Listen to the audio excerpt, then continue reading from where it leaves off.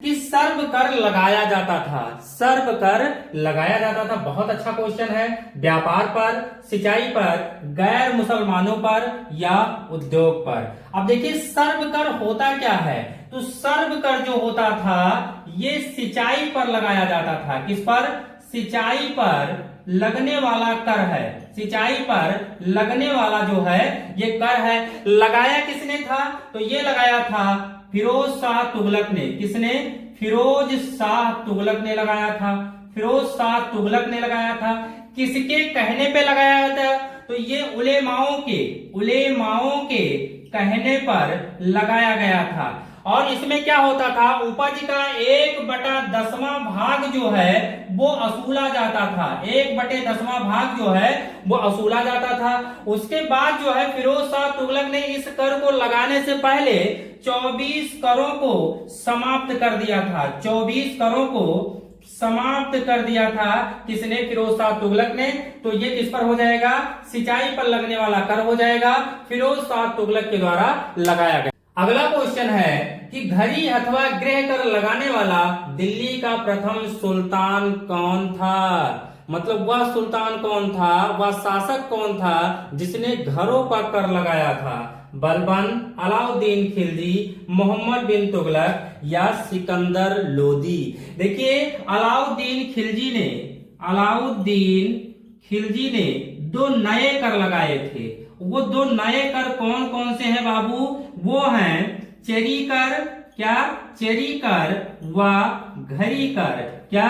घरी कर। घरी कर जो लगाया गया था वो घरों पर लगाया गया था, घरों पे टैक्स लगाया गया था। और चेरी कर जो लगाया गया था वो दुधारू पशुओं पर ये टैक्स लगाया गया था, ये कर लगाया गया था। बहुत ही ये गलत कर था जो घर पे कर व पशुओं, दुधारू पशुओं पे कर लगा दिया गया था। और ये किसने लागू किया था? ये अलाउद्दीन खिलजी ने। तो यहाँ पे क्या हो जाएगा? अलाउद्दीन खिलजी हो जाएगा। देखिए ये वही अलाउद्दीन खिलजी है जो अपने ससुर या चाचा जिसे कह सकते हैं, चाचा जलालुद्दीन खिलजी की हत्या करके ये दिल्ली की राजगद्दी पर बैठता है। एक क्वेश्चन और पूछा जाता है, कौन ऐसा शासक था जिसने बाजार नियंत्रण प्रणाली स्थापित किया था और उसी के लिए वो बहुत ज्यादा प्रसिद्ध था? तो वो भी आपका अलाउद्दीन खिलजी ही हो जाएगा।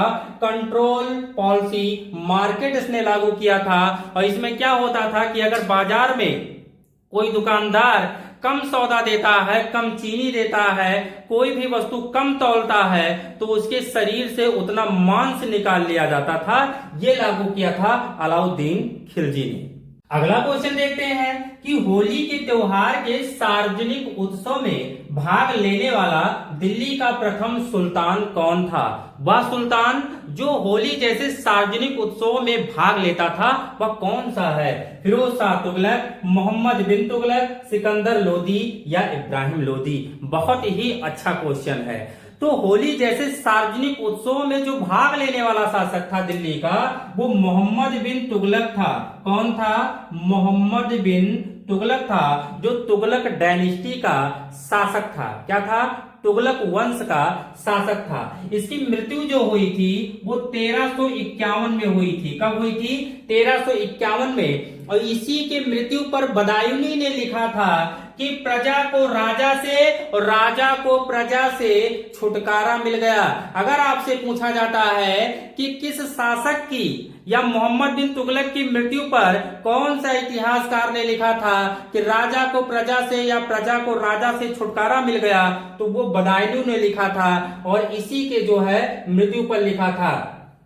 और अगर बात करें कि तुगलक डायनेस्टी का संस्थापक कौन है, तो संस्थापक जो है ये गयासुद्दीन तुगलक है। कौन है? गयासुद्दीन तुगलक जो है इस वंश का संस्थापक होता है, गयासुद्दीन तुगलक। और इसी शासक के शासन काल में इब्न बतूता आया था। कौन? इब्न बतूता जो है वो मोरक्को से भारत आया था। किसके शासन काल में? इब्न बतूता जो है मोहम्मद बिन तुगलक के शासन काल में मोरक्को से भारत आया था। अगला क्वेश्चन है कि वर्ष 1613 में अंग्रेजी ईस्ट इंडिया कंपनी को कहां एक कारखाना स्थापित करने की अनुमति मिली। बहुत ही जबरदस्त और तगड़ा क्वेश्चन है बच्चों।